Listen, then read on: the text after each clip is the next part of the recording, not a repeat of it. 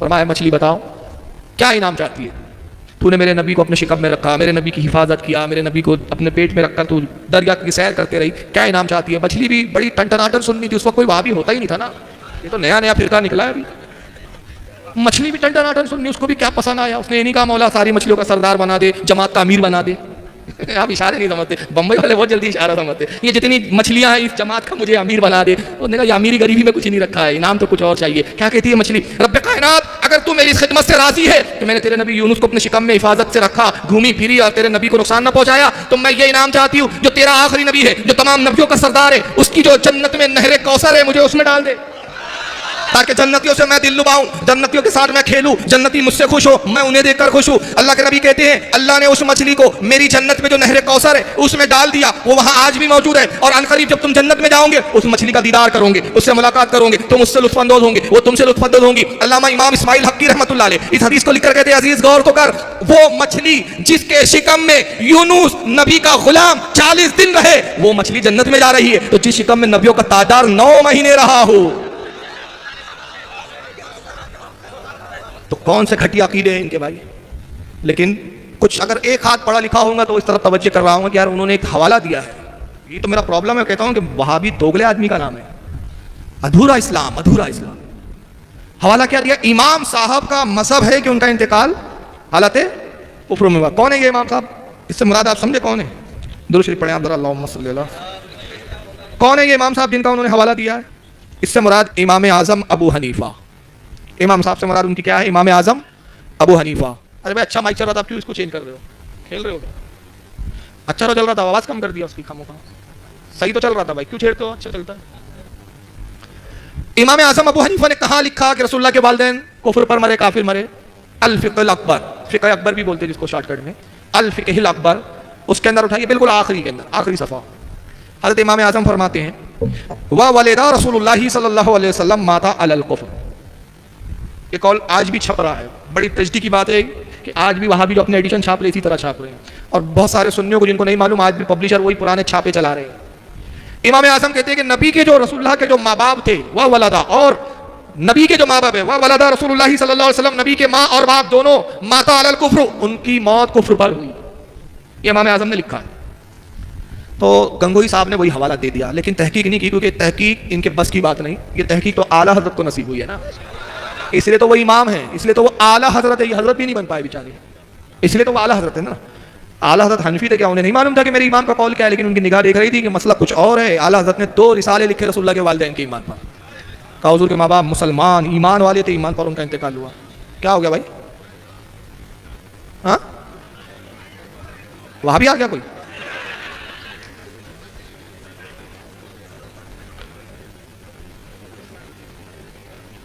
एक बहुत बड़े उस्ताद है, गुजरे, इंतकाल हो गया, जामे निज़ामिया हैदराबाद। ये थोड़ी तहकीक की बात कर रहा हूँ, इस पर मेरी एक पूरी तकरीर है नेट पर जिसका नाम है वालिदैन मुस्तफ़ा का ईमान। 3.5 घंटे की तकरीर सुनिएगा उसको। मैंने पूरे कुरान हदीस से और अक़वाल इम्मा से साबित किया कि रसूलुल्लाह के वालिदैन इस्लाम पर और मोमिनों के इंतकाल किए। अब वो सारे वहाबलों के जवाब दिए। वहाँ भी एक दलील क्या लाते हैं और एक दलील लाते हैं हुजूर के वालिदैन के ईमान ना होने पर। कहते हैं कि रसूलुल्लाह ने दुआ की अल्लाह मेरी वालिदा की कब्र पर मुझे इजाज़त दे जाने की, हुजूर की दुआ कबूल हो गई। फिर हुजूर ने वहाँ पर दुआ मग़फ़िरत की, तो अल्लाह ने कहा हबीब ज़ियारत कर ली कब्र की, दुआ मत कीजिए। तो कहते अगर वो मुसलमान होते तो दुआ करने से क्यों रोका जाता? हमने कहा यही तो जहालत है। कुरान ने तो पहले कह दिया वला तक़ूम अला क़ब्रिही, काफिर की कब्र पे खड़े भी मत होना। तो कब्र पे तो खड़े होने की इजाजत दे दी, तो मतलब अल्लाह के नज़दीक वो मोमिन थे इसलिए तो इजाजत दी। काफिर की कब्र पे खड़े भी मत होने तो पहले ही फरमा दिया था। और दुआ से इसलिए रोका कि हबीब अगर तू मग़फ़िरत की दुआ करेगा तो कौम में गुमराहियत फैलने का अंदेशा, कौम ये ना समझे कि कुफ्र पर मरे इसलिए तो दुआ कर रहे थे, इसलिए रोका गया कि हबीब तेरे माँ बाप ना बख्शे जाए तो फिर कौन बख्शा जाएगा, इसलिए इनको दुआ की कोई हाजत नहीं है। ये है उसका मकसद। बहरहाल एक बहुत बड़े आलिम गुजरे जामे निज़ामिया हैदराबाद के, जिनका नाम है उस्तादुल असातिज़ा अल्लामा अबुल वफ़ा अफ़गानी। ये एक मरतबा पढ़ रहे थे अल फ़िक़्हुल अकबर इमाम आज़म अबू हनीफ़ा की। इनको बड़ा ताज्जुब हुआ कि इमाम आज़म ने किताब में लिख दिया कि रसूलुल्लाह के माँ बाप कुफ्र पर मरे, माता अलल कुफ्र। तो उन्होंने कहा यह कैसे हो सकता है? जो इमाम आज़म अबू हनीफ़ा यज़ीद जैसे फाजिर और फासिक और गुस्ताख़ अहले बैत के बारे में खामोशी इख्तियार करते हैं, कहते हैं कि मैं यज़ीद को ना मुसलमान कहता हूँ ना काफिर, खामोशी इख्तियार करता हूँ, कफ़े लिसान करता हूँ, तो रसूल के वालिदैन के ऊपर कैसे कह सकते हैं कि कुफ्र पे मरे? और जबकि हुजूर के वालिदैन का इंतकाल उस वक्त हुआ जब नबी ने ऐलान नबुव्वत ही नहीं किया। हुजूर के वालिद तो हुजूर की पैदाइश से पहले ही इंतकाल कर गए। नबी पाक अपनी वालिदा के शिकम में थे कि अब्दुल्ला का इंतकाल हो गया, हुजूर को तो देखा ही नहीं उन्होंने, जब देखा ही नहीं तो ईमान कैसे लाते? और रसूलुल्लाह की वालदा का इंतकाल तब हुआ जब रसूलुल्लाह की उम्र 5 साल थी, ऐलान नबुव्वत तो 40 साल की उम्र में हुआ। तो इसका मतलब वो तो दीन फतरत पे इंतकाल कर गए। तो वो सोचने लगे कि जरूर कुछ ना कुछ लफड़ा और गड़बड़ है। तो उन्होंने क्या किया, जितनी बड़ी बड़ी यूनिवर्सिटियां कदीम पुरानी, जामे मिस्र के अंदर जैसे जामे अज़हर है मिस्र में, तुर्की के अंदर लाइब्रेरियाँ हैं, सऊदीया में भी खुद जो लाइब्रेरियाँ हैं, पूरी लाइब्रेरियों में इन्होंने खतूत लिखी है कि जितने भी अल फ़िक़्हुल अकबर के फ़िक़्ह अकबर के पुराने नुस्खे हैं वो आप भेजिए और उसके लिए जितना रुपया खर्च है आप बताइए, मैं वो सारा खर्च आपको देने के लिए तैयार हूँ। और फिर कुछ यूनिवर्सिटियों में खुद तस्लीम ले गए ये जनाब तहकीक की, जब पुराने नुस्खे निकाले गए तो पता चला कि वहाबी बदमाशों ने इबारतों में हेर फेर कर दिया। और ऐसा हेर फेर किया कि आज तक वो हेर फेर छप रहा है, बेचारे सुन्नी भी नावाकिफ छाप रहे हैं उसको कुछ, जबकि आज इस्लाह की ज़रूरत है। इमाम आज़म ने क्या लिखा था वहाँ सुनिए। क़ाला अबू हनीफ़ा रज़ियल्लाहु तआला अन्हु व वलद रसूलुल्लाह सल्लल्लाहु अलैहि वसल्लम मा माता अलल कुफ्र। उन्होंने माँ एक बार लिखा और कातिब ने माँ उड़ा दिया। माँ नफी के लिए आता है, अब इबारत का मतलब है माँ माता अलल कुफ्र, उनका इंतकाल हरगिज़ हरगिज़ कुफ्र पर नहीं हुआ। वो नहीं कह रहे और इन्होंने माँ उड़ा दिया। यानी इसकी मिसाल कैसे हो गई। मैंने अपनी किताब लिखी है किताब, और मैंने मेरे साथ भी हुआ ये वहाँ भी इतना खबीस फिक्र है, मेरी किताब वहाबड़े छापते करीन है जिंदगी। और मैंने कई बार इन पब्लिशरों को लिखा मनुष्य तुम्हारा भी उसमें रद्द छापते क्यों हो, तो बोलते पैसा बहुत कमाने को मिलता है किताब। अब मैं नाम नहीं लेना चाहता, फरीद बुक डिपो वाला छापता है, नाम ले लेता हूँ, डर किस बात का है। फरीद बुक डिपो वहाबड़ों का है, वो छापता है। उसके बाद वो फारूकिया छापता है, वो रशीदिया छापता है, सारे वहाबड़े छाप रहे, जबकि वहाबियों का भी रद्द है। वो काय पे किताब अज़वाजी जिंदगी पर, मियां बीवी के ताल्लुकात पे। अब बहुत काम की है, हर उस नौजवान ने किताब पढ़ना चाहिए जिसकी शादी होने के करीब हो, और शादीशुदा ने तो कंपलसरी पढ़ना चाहिए इस किताब। अब वो वहाबड़ों के भी यहाँ उस टॉपिक पे कोई किताब नहीं तो मजबूरी में छापते। तो मेरी किताब में भी अभी कुछ वहाबियों ने क्या किया है, एक मसला मैंने लिखा है, जानवर से अगर किसी ने बदकारी की तो उसमें लिखा है कि वो जानवर का गोश्त खाना भी नाजायज़ है, ना उड़ा दिया हो गया, गोश्त खाना जायज़ है। ये बदमाशियां करते हैं लोग। अब उसकी मिसाल कैसी है, इमाम आज़म कह रहे हैं माँ माता अलल कुफ्र, हुजूर के माँ बाप हरगिज़ हरगिज़ कुफ्र पर नहीं मरे, अब इन्होंने माँ उड़ा दिया। यानी गोया ऐसा कि मैंने लिखा खड़े होकर पानी पीना नाजायज़ है। मैंने क्या लिखा, खड़े होकर पानी पीना नाजायज़ है। और किसी बदबख्त ने क्या किया, किताब से ना ही मिटा दिया, तो अब मतलब क्या हो गया, इबारत कैसी पढ़ी जाएंगी, खड़े होकर पानी पीना जायज़, पूरा मतलब ही बदल गया। अब हो सकता है कुछ वहाबी वो तकरीर सुने, उसमें मैंने एक वहाबड़े को चैलेंज भी किया, उसने इमाम आज़म का नाम लेकर बहुत बड़ी बड़ी डींगे मारी थी, क्योंकि वहाबियों का अकीदा है कि अपने बाप अब्दुल्ला बिन बाज और रशीद अहमद गंगोई को बचाना चाह रहे हैं। तो कहा कि इमाम आज़म ने भी तो काफिर कहा है, तुम कहाँ से मुसलमान कह रहे हो। तो उसने डींगे मारी, तो मैंने इस पर ये सारे जवाब उसको दिए जिसके जवाब अब तक उसने दिए ही नहीं है। मैंने कहा चलो हज़रत मौलाना अल्लामा अबुल वफ़ा अफ़गानी पर तुम्हें एतबार ना हो, छोड़ो उनको। चलो मुल्ला अली कारी को तो जानते हो, हज़रत इमाम जलालुद्दीन सूती गुजरे, बहुत बड़े इमाम शाफ़ी मसलक के, उन्होंने 6 रिसाले लिखे रसूलुल्लाह के वालिदैन के ईमान पर। कितनी किताबें, 6 किताबें लिखी। तो मुल्ला अली कारी हनफी थे, बहुत बड़े इमाम गुजरे। अभी मिरकात शरह मिशकात बड़ी मशहूर किताब है इनकी। तो हज़रत मुल्ला अली कारी ने अल फ़िक़्हुल अकबर की शरह लिखी, शरह फ़िक़्हुल अकबर के नाम से। और जब उन्होंने शरह लिखी तो इमाम अबू हनीफ़ा का ये कौल जब उन्होंने देखा माता अलल कुफ्र, कोई गलत छपा हुआ, तो इमाम आज़म के मानने वाले थे, तो इमाम आज़म की मोहब्बत में इतने वो बढ़ गए कि इमाम जलालुद्दीन सूती का खूब रद्द किया। उन 6 किताबों का उन्होंने खूब रद्द लिखा और कहा कि तुम्हें कुछ अकल है, तुम्हें पढ़ना आता है, तुम्हें यह आता है। बहुत लानतान की इमाम जलालुद्दीन सूती पर। ना पढ़ोगे तो ताज्जुब होगा कि यार कैसे कैसे जुमले इस्तेमाल कर रहे हैं इमाम जलालुद्दीन सूती पर। अल फ़िक़्हुल अकबर में उन्होंने खूब लिखा। तो वो वहाबड़ों ने मुल्ला अली कारी का ही वो सुनाया, कहा कि देखो मुल्ला अली कारी ने भी उनको काफिर लिखा है और जलालुद्दीन सूती का रद्द किया है। मैंने कहा यही तो प्रॉब्लम है कि वहाबियों के पास आधा इल्म आधा दीन, सब आधा आधा आधा आधा आधा, कोई मुकम्मल नहीं है। नस्ल ही पूरी आधी है, मैं बताया ना 50% किसकी पार्टनरशिप होती है, सब आधा।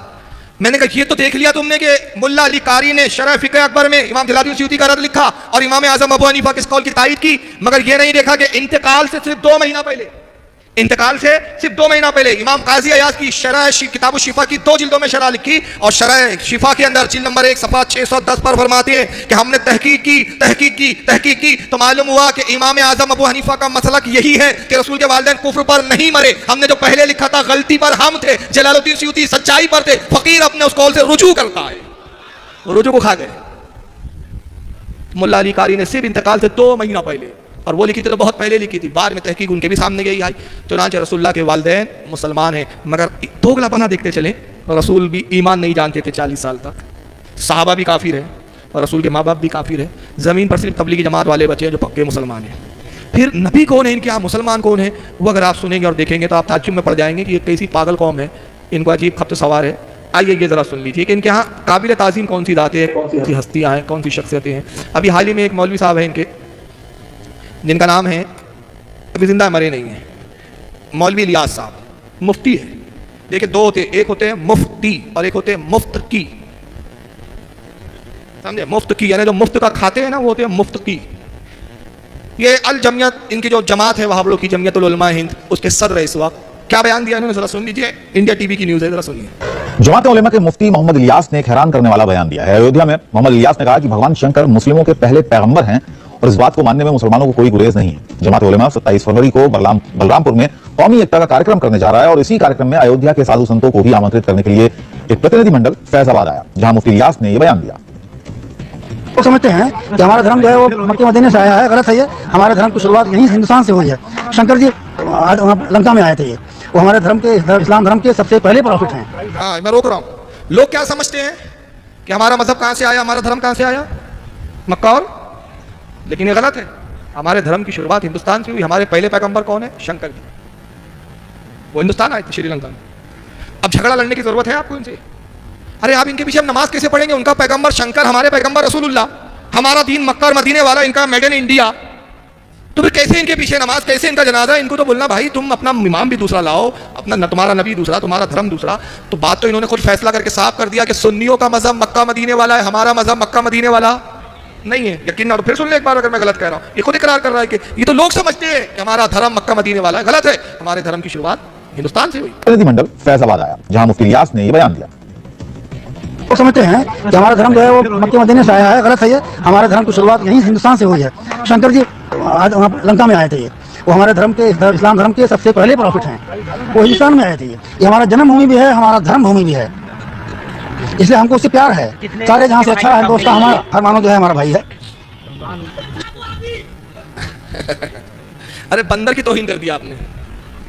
इनको तो सुअर भी नहीं बोल सकते, सुअर भी शिकायत करेंगे अल्लाह की बारगाह में, मैं मैला खाता था, तेरे नबी की गुस्ताखी नहीं करता था। अब इसकी बात जरा सुनिए आप। अल्हम्दुलिल्लाह मक्का मदीने वाला हमारा नहीं है, हर मानो हमारा भाई है। सहाबा तो काफिर है, नबी के माँ बाप काफिर है, लेकिन हर मानो इनका भाई है। मानो तो समझ लेना किस तरह इशारा है, यानी जितने गैर मुस्लिम है सब इनके भाई है। तो ये भी तय हो चुका कि इनके भाई लोग कौन है। शंकर और पार्वती, अब दूर हो शंकर और पार्वती। हाँ, शंकर जी हमारे बाप हैं, शंकर कहिए, चाहे उनको आदम कहिए, चाहे मनु कहिए। दूर हो शंकर और पार्वती। हाँ, शंकर जी हमारे बाप। भेदभाव दूर हो, यानी हिंदू से कह रहे भाई तू भी वही हम भी वही। भेदभाव दूर हो, शंकर पार्वती, तेरे भी अब्बा वही, मेरे भी अब्बा वही।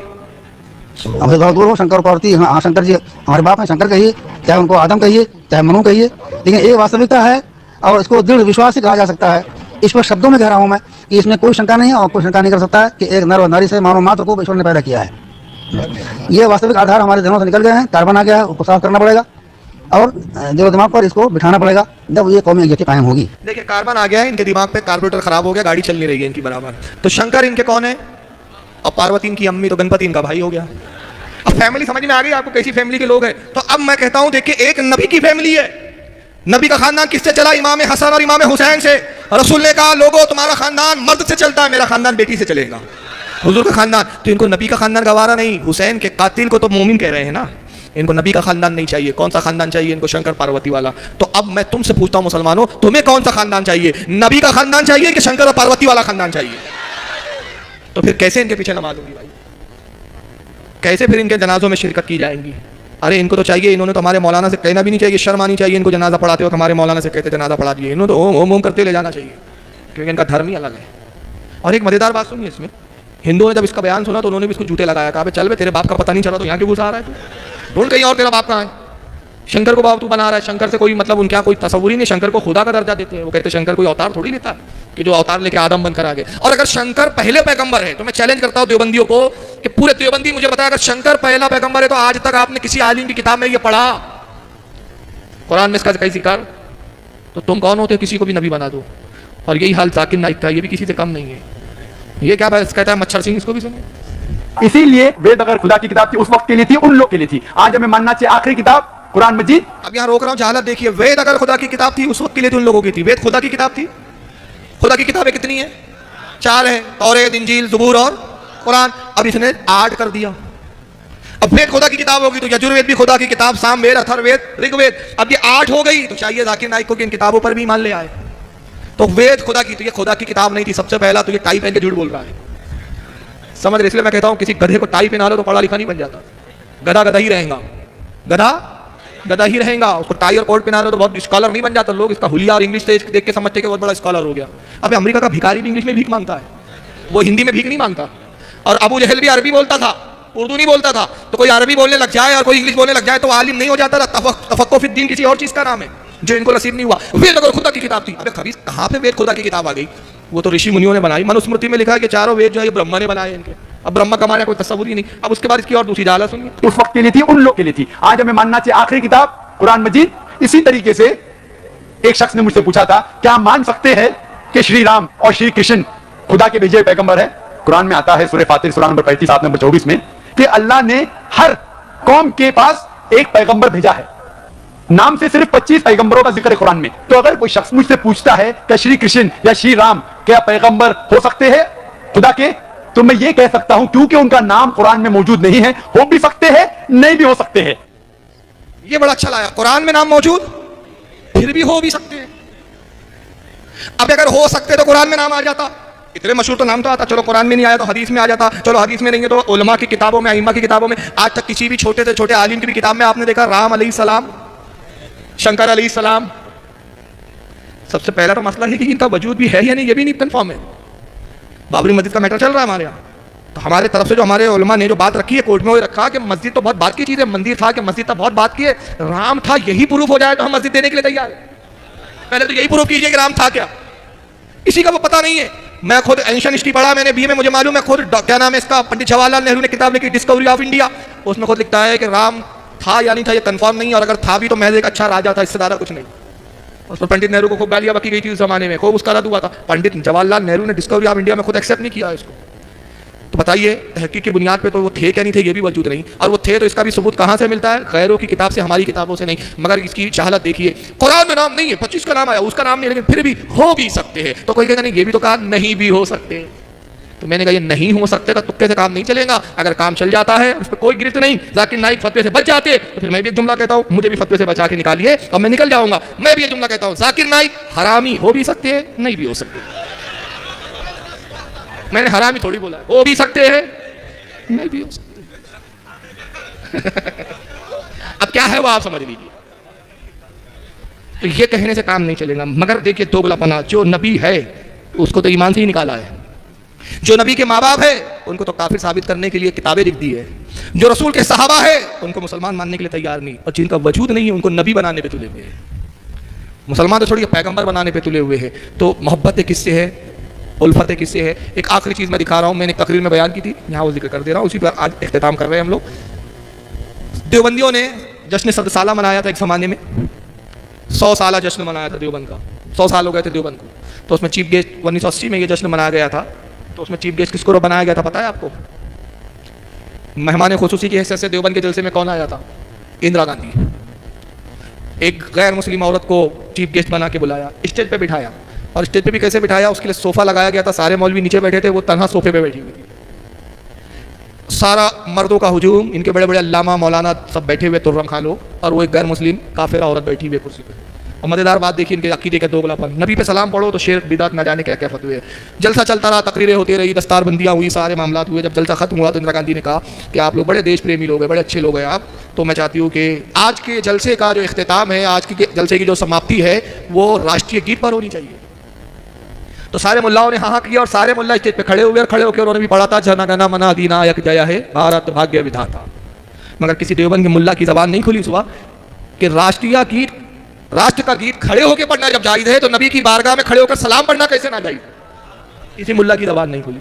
हमारे सुन्नी उलमाओं ने इस पर ऑब्जेक्शन लिए, तकारीरें करनी शुरू की कि बेगैर तो शर्म करो, एक गैर मुस्लिम को तुम बुलाते हो, एक औरत को बुला के तुम मर्दों के हुजूम में बिठाते हो, वो मसनद रसूल, ये मसनद रसूल कहलाती है। ये इसका एक वक़ार है, इस पर तो फासिकों को भी नहीं बिठाया जाता, इस पर तो किसी बड़े से बड़े लीडर को भी नहीं बिठाया जाता। हमारे अहले सुन्नत के जलसे होते हैं, वक्त का कोई लीडर भी आएगा, सामने कुर्सी और सोफे लगा के बिठाएंगे, मिंबर पे नहीं बिठाया जाता जब तक कि वो मुसलमान ना हो। तुमने गैर औरत को बिठा दिया, और उसके बाद तुम अपने आप को बहुत बड़ा इस्लाम का ठेकेदार कहते हो। और ये कोई छोटा मोटा मदरसा नहीं था, दारुल उलूम देवबंद की बात कर रहा हूँ, जहाँ से पूरी उलमा की खेप पैदा होती है कि अरे आओ हमारे मुफ्ती आजम की बारगाह में। जब नसबंदी का फतवा दिया था सरकार मुफ्ती आजम ने कि नसबंदी करना हराम है, तो इंदिरा गांधी खुद पहुंची थी, बरेली शरीफ खुद गई थी, और जाके उसने खादिम से कहा कि जाओ कहो कि देश की प्रधानमंत्री आई है, आपसे मिलना चाहती है। सरकार मुफ्ती आजम की तबीयत अलील थी। उलमा चश्मदीद आज भी मौजूद है, उसमें कई जो इंतकाल नहीं आज भी जिंदा है, मौजूद है, अपनी निगाहों से जिन्होंने वाकयात को देखा, वो बयान करते हैं कि हुजूर मुफ्ती आजम को घर में ही सलाइन लगाई गई थी, ग्लूकोज की बोतल चढ़ी हुई है, कमजोरी है, नकाहत का आलम, आप बिस्तर पर लेटे हुए हैं, ग्लूकोज जारी है, आपका सलाइन लगी हुई है, खादिम ने आके कहा हुजूर प्रधानमंत्री आई हुई है। आप खुश होकर नहीं बैठ गए, अरे देश की प्रधानमंत्री आ गई, इस्तकबाल करो। आप लेटे लेटे फरमाते उससे कहो जाओ मैं किसी औरत से नहीं मिलता, मैं किसी औरत से मुलाकात ही नहीं करता। खादिम आया कहा कि जाइए, वो कह रहे हैं कि किसी औरत से मैं मिलता नहीं। तो कहती है मैं प्रधानमंत्री हूँ, मैं इसलिए आई हूँ कि उनसे मुलाकात करनी है, बात करनी है। नसबंदी का उन्होंने कैसे फतवा दे दिया नाजायज़ का, वो अपना फतवा वापस ले, और अगर वो नहीं मिलेंगे तो मैं घर में जबरन जो है ज़बरदस्ती के साथ घुसूंगी, दाखिल होगी। खादिम ने आके इत्तला दी तो सरकार मुफ्ती आज़म ने बड़े सख्त जुमले में कहा था, और जुमला मैं नहीं दोहराना चाह रहा हूँ, आप किताबों में देखिएगा। उसने फरमाया दुनिया की उस फुला से कहना कि वो लौट जाए, वो एक रात दरवाजे से घुसेंगी, फकीर के घर के 2 दरवाजे, वो इस दरवाजे से घुसेंगी, फकीर दूसरे दरवाजे से बाहर निकल जाए। और जुमले में बड़ी सख्ती थी, दुनिया की उस फुला से कहना। अब वो फुला जो है वो फिलिंग द ब्लैंक है, वो आप पूछ लेना उलमा से क्या है। तो उसने कहा था कि अच्छा ठीक है, नहीं मिलना चाहते तो कम से कम उनसे ये कहो कि अपना फतवा वापस ले ले, अगर फतवा वापस ना लिया तो फिर सख्त कार्रवाई की जाए। धमकी दी थी, प्रधानमंत्री थी, कर भी सकती थी, लेकिन वो बरेली का शेर था, ज़ईफ था लेकिन शेर था। शेर अपनी फितरत फाड़ना नहीं छोड़ता, चीर और फाड़ करना नहीं छोड़ता, बूढ़ा भी हो जाए शेर तो घास नहीं खाता। खादिम आया कहा हुजूर कह रही है आप अपना फतवा वापस ले ले वरना सख्त कार्रवाई की जाएगी। सरकार मुफ्ती आज़म ने जैसी सुना जलाल में उठ के बैठे, गुस्से और जलाल में सलाइन को निकाल दिया और कांपते हुए जुमलों के अंदर कहा था उस दुनिया की फुला से कह दो, तू कहती है कि फतवा वापस ले लो, कसम खुदा की ये बरेली का फतवा है, तेरी हुकूमत बदल सकती है लेकिन बरेली का फतवा नहीं बदल सकता।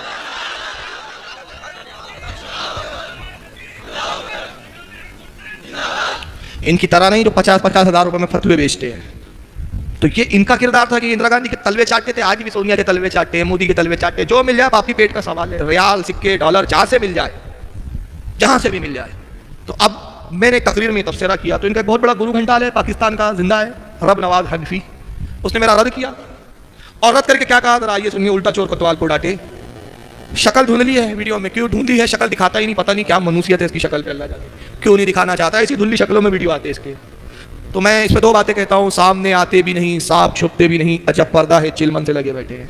और दूसरा ऐसी शक्लें टीवी वाले किन लोगों की दिखाते आप समझते हैं, जिनके पेशे अच्छे नहीं होते, जो छुप कर अपने पेशों को में काम करती है, समझ रहे ना मेरा इशारा। उन्हीं लोगों के चेहरे जब आते तो ऐसे धुंधले आते, पता नहीं उसी खानदान का क्या है, अल्लाह जाने। अब क्या जवाब दिया, जरा जवाब सुनिए। आपने जो पहला सवाल किया जो बरेलियों की तरफ से मशहूर सवाल है, बात यह है कि इंदिरा गांधी उस वक्त की वजीर आजम थी, उसको बुलाया नहीं गया था, बल्कि उसकी इंटेलिजेंस ने जब इत्तला दी कि इतने सारे मौलवियों का ठाटे मारता हुआ समंदर है, तो वो घबराई कि कहीं ऐसा ना हो कि मेरी हुकूमत का तख्ता न लट जाए।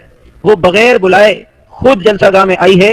अब जाहिर बात है अगर कोई किसी मुल्क की सरबराह वहां आई है तो उसको धक्के देके निकाला तो नहीं जा सकता। कोई बरेलवी ये साबित कर दे कि इंदिरा गांधी को दावतनामा दिया हो, इंदिरा गांधी को बुलाया हो, बिन बुलाए अचानक घर पे आई है तो उसको धक्के तो नहीं दिया जा सकता। वो दावत नहीं दी गई थी, कहते हैं बिन बुलाए आ गई थी। अब जरा इनका झूठ देखो, इनके झूठ को देख के तो इब्लीस भी शर्मिंदा हो जाता है, बोलता है यार मेरी औलाद कितनी तरक्की कर गई, इतनी तरक्की मैंने भी नहीं किया था। कितने ठल्ले से झूठ बोलते हैं। ये देवबंदियों का जलसा कहाँ हो रहा था, यूपी सहारनपुर देवबंद में, और इंदिरा गांधी कहाँ रहती थी। ये अड़ोस पड़ोस की बात है कि ये कदम सड़क पार किया और मोहल्ला आ गया। तसव्वुर कीजिए दिल्ली का, उसकी इंटेलिजेंस ने उसको खबर दी कि देवबंद में बहुत बड़ा उलमा का ठाटे मारता हुआ समंदर जमा हो गया, तेरी हुकूमत का तख्ता ना पलट जाए। हुकूमत दिल्ली में चल रही है, तख्ते सहारनपुर में पलटे जा रही है। मैंने मजाक देखो। और आज भी सहारनपुर यूपी में एयरपोर्ट नहीं है, इधर जलसा हो रहा है, इसके इंटेलिजेंस ने खबर दी, पता नहीं वो भी करामत दिखा के फौरन पहुंच गई तुरंत। चलो हो सकता है कोई देवबंदी कहने हेलीकॉप्टर से आई हो, तो उन खबीसों को बोलो पागल हो गए हो, वो प्रधानमंत्री थी। अगर किसी प्रधानमंत्री के खिलाफ कोई मामला चल भी रहा हो तो 50 चीजें, कलेक्टर को फोन करती जलसा बंद करवाओ, पुलिस कमिश्नर को बोलती जलसा बंद करवाओ, पीआई को बोलती, किसी को नहीं बोला। इतनी घबरा गई इंदिरा गांधी, अरे बाप रे सहारनपुर के बड़े बड़े अल्लामा मौलाना तख्ते ना पलट दे, फौरन हेलीकॉप्टर में बैठी पहुंच गई, बाबा जी मेरा तख्ता मत पलटो, आ गई हूं। अच्छा ये तख्ता पलटने बैठे थे, वो बिन बुलाया तो धक्के देके तो निकाल नहीं सकते थे, उसको बिठाना पड़ा। अरे जब तुम तख्ता पलटने बैठे थे तो भी बिठाया क्यों, भगाना था ना। तालमेल नहीं है कुछ, पेदा नहीं है कुछ। और फिर ऊपर उल्टा जिम्मेदारी हम पे लगा दी, कहा कि कोई बरेलवी साबित कर दे कि उसको दावतनामा दिया हो, यानी बुलाओ तुम और साबित कौन करे, हम करें। मैंने कहा चलो अल्लाह का शुक्र है तुम बरेलियों को बोलते कि भी बरेलियों का ही कले जाके वही साबित करेंगे कि तुमने दावतनामा दे के बुलाया था, तुम्हारी औकात नहीं है। अब जब इसने चैलेंज किया तो हमने क्या किया, इंदिरा गांधी की वेबसाइट खंगालनी शुरू की।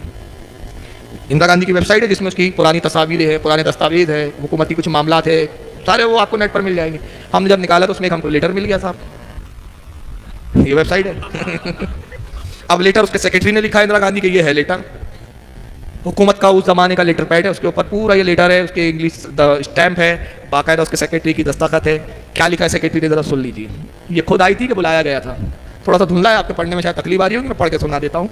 श्री मोहम्मद तैयब, सेक्रेटरी लिख रहा है, प्रेसिडेंट दारुल उलूम देवबंद सहारनपुर यूपी। यानी किसको लेटर लिखा गया है? मौलाना तैयब। कौन है ये? उस वक्त दारुल उलूम देवबंद का मोहतमिम था, यानी मेन उसका प्रिंसिपल था, समझ लीजिए उस मदरसे का, उसके नाम पे लिखा गया। Dear sir, the prime minister has received your letter of 13/90/80. all it is thankful to you for inviting her to attend the century celebration of Darul Uloom at Deoband from March 21st to 23. क्या लिखता है secretary? कहता है कि जनाब मोहतरम, dear sir, अजीज गिरामी Waqar, the prime minister has received your letter of 13/90/80. प्रधानमंत्री इंदिरा गांधी को आपका लेटर मिला, उन्होंने आपके लेटर को, दावतनामे को वसूल किया जो आपने 1/3/1980 को लिखा है। क्या लिख रहा है वो? कि इंदिरा गांधी ने आपके दावतनामे को कबूल किया, मिला है वो आपका दावतनामा जो 1 तारीख है, तीसरा महीना 1980 को जो लेटर लिखा गया। All and he is thankful to your for inviting her to attend. खुद इंदिरा गांधी और उनके सारा महकमा, ऑल जो उनके साथ के लोग हैं, वो आपके शुक्रगुजार है कि आपने जो उन्होंने दावत दी, क्या दिया? Thankful to you for inviting, जो आपने उनको दावतनामा दिया, inviting her to attend the century celebration of Darul Uloom at Deoband from March 21 to 23, जो 21 से 23 तक दारुल उलूम में जश्न सरसाला मनाया जा रहा है, उसके लिए जो आपने इंदिरा गांधी जी को, प्रधानमंत्री को जो दावत दी, उसके लिए वो भी शुक्रगुजार है, उनका स्टाफ भी सारा शुक्रिया अदा करता है। जब दावतनामा नहीं दिया तो कि इंदिरा गांधी को इल्म गायब आ गया था क्या? बगैर दावतनामे के शुक्रिया के लेटर भेज रही। अरे एक सड़क का कारपेंटर भी नहीं आता बगैर दावत के भाई। आप क्या कारपेंटर होते हैं कि वो क्या बोलते हैं उसको, मुखिया होता है? हाँ, काउंसलर आता है बगैर दावत के?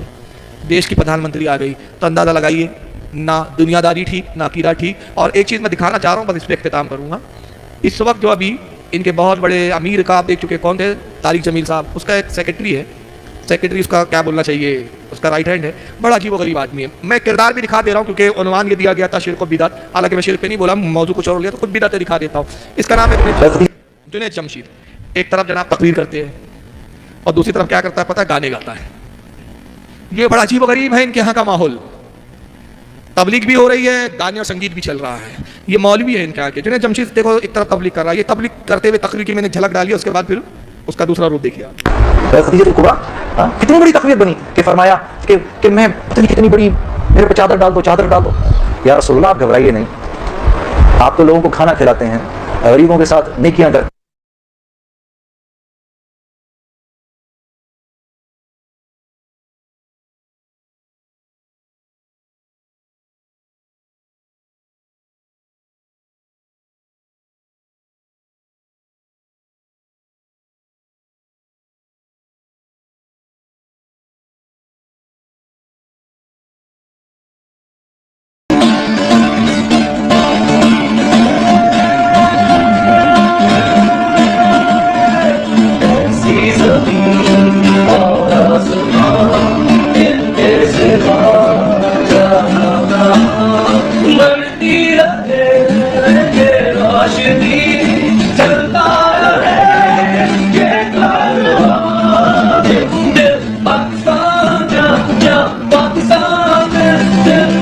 पूरी जमात एक हिंदुस्तान के लिए मर रहा है, एक पाकिस्तान के लिए मर रहा है, मदीना मुंह पे आ ही नहीं रहा है। अच्छा ये तो एक रूप था, दिल दिल पाकिस्तान, अब दूसरा तो हद कर दिया, फैशन शो में पहुंच गया खबीस। अब फैशन शो में क्या होता है पता है ना आप लोगों को, नौजवानों को तो मालूम है ना, अधनंगे कपड़ों में लड़कियां रैम बोलते हैं उसको, जो पे घूमती है, फैशन कपड़े दिखाती है, और वहां पे जाके इस्लाम का क्या मजाक उड़ा रहा है खबीस। देखिए जहां पर फाहिशी होती हो, अय्याशी का मुजाहरा होता हो, वहाँ खबीस कसीदा बुर्दा पढ़ रहा है। ये रैंप है, औरतें बैठी है सारी आजू बाजू, और औरतों के बीच ये जनाब आली कसीदा बुर्दा पढ़ता है। यानी वहाँ पर फैशन शो की जो शुरुआत होती है वो नाच से हो रही है। माज़अल्लाह अस्तग़फिरुल्लाह, इससे ज़्यादा और इस्लाम का क्या मजाक बनाएंगे ये लोग। पहले नाच पढ़ता है वो कसीदा बुर्दा, और उस पर रैंप पे फिर लड़की अपना जिस्म दिखाते हुए चलती है। तो देखिए तमाशा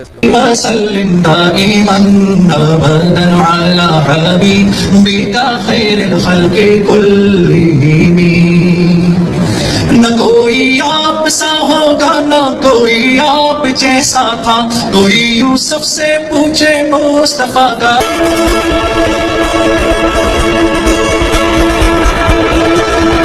ये ऐसे भी बस उतना काफ़ी है यार, पूरा थोड़ी फैशन शो दिखाऊंगा आपको। देख के चंद चावल ही दाने ही काफ़ी होते हैं जो बता रहे कि बिरयानी बनी कैसे, है ना। पूरी देख खोल के थोड़ी दिखाना है आपको, लेकिन इतना तो काफ़ी है ना कि इन्होंने इस्लाम का कैसा मजाक उड़ाया है। इंदिरा गांधी को बुला के मजाक बना रहे हैं, अपने जलसों के अंदर जना गना माना पड़ रहे हैं, लेकिन नबी पे सलाम पढ़ो तो बिदत नजर आता है। फैशन शो में ये जहाँ पे फाशी बेहूदगी हो रही है वहाँ ये नाच पढ़ते हुए नजर आ रहे हैं, और ये पाकिस्तान के नाम पर ये गाने हो रहे हैं। तो बताइए ना इनका किरदार ठीक, न इनके अमाल ठीक, सिर्फ दिखावे के लिए चापलूसी करके ये रोब बताया है कि मोहब्बत की बात करो। हम कहते हैं मोहब्बत की उनसे बात की जाएगी जो नबी का वफादार है, और जो नबी का गद्दार हो उससे मोहब्बत की बात नहीं की जाती। हम लड़ने की बात नहीं करते, हम मारने की बात नहीं करते, हम कहते हैं जो गंदगी है उसको निकाल कर फेंक दो, इससे ज़्यादा हम नहीं कहते। आला हज़रत ने फरमाया कोई बदअकीदा हो कैसा ही तुम्हारा अजीज तरीन हो, दूर से जैसे मक्खी गिर जाए निकाल कर फेंक दी जाती है, वैसे दूध की मक्खी की तरह निकाल कर फेंक दो। और अगर तुमने नहीं निकाला तो ये तो चंद साल चंद रोज़ा ज़िंदगी है, 60 साल 65 साल की, जवाब फिर अल्लाह की बारगाह में देना है। जब नबी पाक से सामना होगा और आप चाहेंगे, कहेंगे पर या रसूल अल्लाह शफात कीजिए सरकार, मेरी मैं गुनाहगार हूँ, मैं आपका उम्मती हूँ, उस वक्त आका कहेंगे किस मुंह से शफात के लिए आया है? मेरे गद्दार को अपनी बेटियां देता था, मेरे गुस्ताख की घर की लड़कियां लाता था, आज मुझसे तलब करने आया है। अब जा जिस काम के लिए जिस मफाद के लिए तूने सब किया वहीं से वो सब ले जा।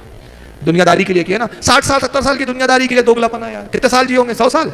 और उसके बाद ना एक कब्र में वहाबड़ा आने वाला है।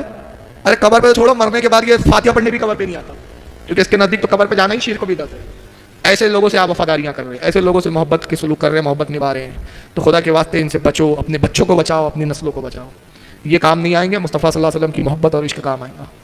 60 साल 70 साल की ज़िंदगी है, बड़ी कलील और मुख्तसर ज़िंदगी है। हदीस पाक में आता है, बस इस हदीस पर मैं इख्तिताम कर रहा हूँ। हज़रत यूशा अलैहिस्सलाम एक नबी गुजरे हैं, हज़रत मूसा के बाद कौम बनी इसराइल में मबूस किए गए। 6 लाख की आबादी हज़रत यूशा अलैहिस्सलाम की। 3 लाख लोग वो थे जो ईमान लाए, और 3 लाख वो थे जिन्होंने कुफ्र इख्तियार किया, इस्लाम लाने से इनकार कर दिया।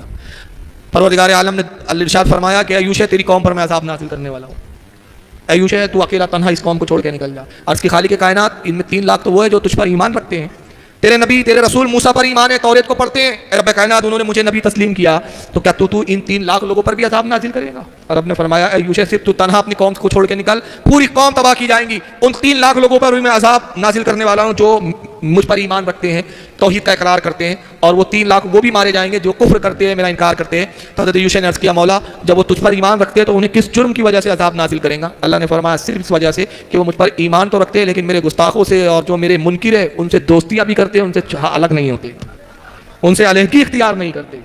चुनांचे अल्लाह के नबी फरमाते अज़ाब आया, पूरे 6 लाख की कौम तबाह हो गई। तो सिर्फ ये कह के नहीं बच जाओगे हमारा अकीदा हमारे साथ उनका अकीदा। अरे तेरा अकीदा मजबूत है तो उसके साथ है क्यों तू? अरे जब तू ईमानदार और दयानतदार है तो चोर के साथ तेरी दोस्ती कैसे? चोर से तो नफरत होनी चाहिए ना, चोर से दोस्ती भी अगर वो चोरी करता है मैं थोड़ी करता हूँ, लेकिन चोर की दोस्ती भी जो आदमी को बदनाम करती है। मौला कायनात फरमाते लोगों तुम्हारी अपनी पहचान तुम्हारे दोस्तों से है, दोस्त से आदमी को पहचाना जाता है, तो इनकी सोहबतों में रहोगे, इनसे रिश्तेदारियां करोगे, कयामत के दिन इन्हीं के साथ हश्र किया जाएगा। अल्लाह के नबी फरमाते हैं कि लोगों बदअकीदा की सोहबत से भी बचो, बीमार पड़ जाए इन्हें देखने ना जाओ, मर जाए इनके जनाजों में शरीक ना हो, ना इन्हें लड़कियां दो ना इनकी लड़कियां लो। और शोएबुल ईमान हदीस की किताब है, जाओ, मैं सिर्फ हवाला दिखाने का जिम्मेदार हूँ, किसी को बुरा लगे मुझे इसकी कोई परवाह नहीं। क्यों? इसलिए कि मिंबर का तकाजा है, मैं वही बोलता हूँ जो मेरे नबी ने बोला है, चाहे मेरा अमल खुद उस पर ना हो, लेकिन मुझे बोलना वही है जो हदीस बोलती है, जो कुरान बोलता है। तुम्हें मानना है मानो, नहीं मानना है कहीं भी जाओ, मुझे क्या लेना देना। मेरा मिंबर का तकाजा है कि मुझे हक बोलना है, हक के सिवा कुछ नहीं बोलना है। जाओ शोएबुल ईमान उठाओ, हदीस की किताब, सुनाने इब्न माजा उठाओ, तुम्हारे पास हो सकता है शोएबुल ईमान किताब तुम्हें ना मिल पाए, इमाम तबरानी की माजिमुल कबीर में वो देखो ये हदीस मौजूद है, हो सकता है माजिमुल कबीर तुम्हारे पास ना हो, मुस्नद अहमद में ये हदीस मौजूद है, मुस्नद अहमद भी तुम्हें ना मिल सके तो कम से कम सुनाने इब्न माजा तो मिल जाएंगी। ये तो आम किताब है ना, जाओ किसी भी मदरसे से कहो कि जाओ हमें सुनाने इब्न माजा दिखाओ, किताबुन निकाह में ये हदीस मिल जाएंगे आपको। अल्लाह के नबी फरमाते हैं, बड़ी सख्त हदीस है, सरकार फरमाते हैं जिसने किसी बददीन को बदअकीदा को अपनी बेटी निकाह में दिया उसने अपनी बेटी पर कुत्ते को चढ़ा दिया। ये मेरा कौल नहीं है, मेरा जुमला नहीं है, ये नबी का जुमला है, मेरी जिम्मेदारी सिर्फ हवाला बताने की। मुस्नद अहमद देख लो हदीस मौजूद, इमाम तबरानी की माजिमुल कबीर, हज़रत इमाम बहकी की शोएबुल ईमान में हदीस मौजूद। और ये किताबें ना हो तो जाओ सुनाने इब्न माजा हदीस की सियासत में मौजूद है किताब, इसकी किताबुन निकाह में हदीस देख लो। आका ने कहा जिसने अपनी बेटी को बदअकीदा के निकाह में दे दिया उसने अपनी बेटी पर कुत्ते को चढ़ा दिया। और उसके बाद अल्लाह के नबी ने कुरान की आयत तिलावत की, रावी कहते हैं कि उन्होंने तिलावत की, अल्लाह फरमाता है इन्नल्लाह ला यस्तही मिनल हक, बेशक अल्लाह हक कहने में किसी का लिहाज नहीं करता, किसी का लिहाज नहीं किया जाएगा कहने में, चाहे मानो चाहे नहीं मानो। तुम मानोगे तुम्हारे लिए बेहतर है, नहीं मानोगे खुद अपना नुकसान करोगे। तुम्हारे कहने से दीन नहीं चलेगा, तुम कहोगे मुल्लाओं के झगड़े में क्या कहना है, हमको तो भाईचारी रखिए, भाईचारगी जो करना है कीजिए, आपकी मर्जी, आपको खुली छूट है, ये दुनिया दारुल इम्तिहान है, जो पर्चे में लिखना है लिख दीजिए, रिजल्ट वही सुनाया जाएगा जो अल्लाह रसूल ने फरमाया है, रिजल्ट उसी के मुताबिक होगा। शरीयत रसूल के कहने पे चलेंगी, आपके कहने पे नहीं चलेंगी। रसूल ने कहा जिसने बदनिकाह को दी निकाह ही नहीं हुआ, आप कहेंगे नहीं हम तो करेंगे, हम तो करेंगे, तेरे होने से हो जाएगा, मानते रहे। कोई सुअर खाया और बोले मैं तो खाऊंगा, तो खा भाई, अल्लाह के नजदीक हराम है तो हराम है। क़यामत के दिन उसका तुझे जवाब देना है, हमें जवाब नहीं देना है, हमारी जिम्मेदारी बताना है। इसीलिए कुरान में अल्लाह ने फरमाया वमा अलैना इल्लल बलाग, हबीब कह दे हमारा काम पहुंचाना था, हमने पहुंचा दिया। सूरह यासीन में ही आयत, इसलिए हर खतीब जब बयान खत्म करता है तो ये आयत क्यों कह पड़ता है, यही आयत पे बयान क्यों खत्म होता है, वमा अलैना इल्लल बलागुल मुबीन, कि हमारा काम पहुंचाना था, हमने पहुंचा दिया, हम पहुंचाकर बरी हो गए। नहीं मानोगे, जवाब तुम्हें देना है, हमें नहीं देना है। बस यही मैं दुआ कर सकता हूं, अल्लाह ताला हमारे मुसलमानों को तौफीक अता फरमाए कि उस अकीदा अहले सुन्नत पर कायम दायम रखे और हमारी नस्लों को सुन्नी बनाए रखे। वमा अलैना इल्लल बलागुल मुबीन। अस्सलामु अलैकुम।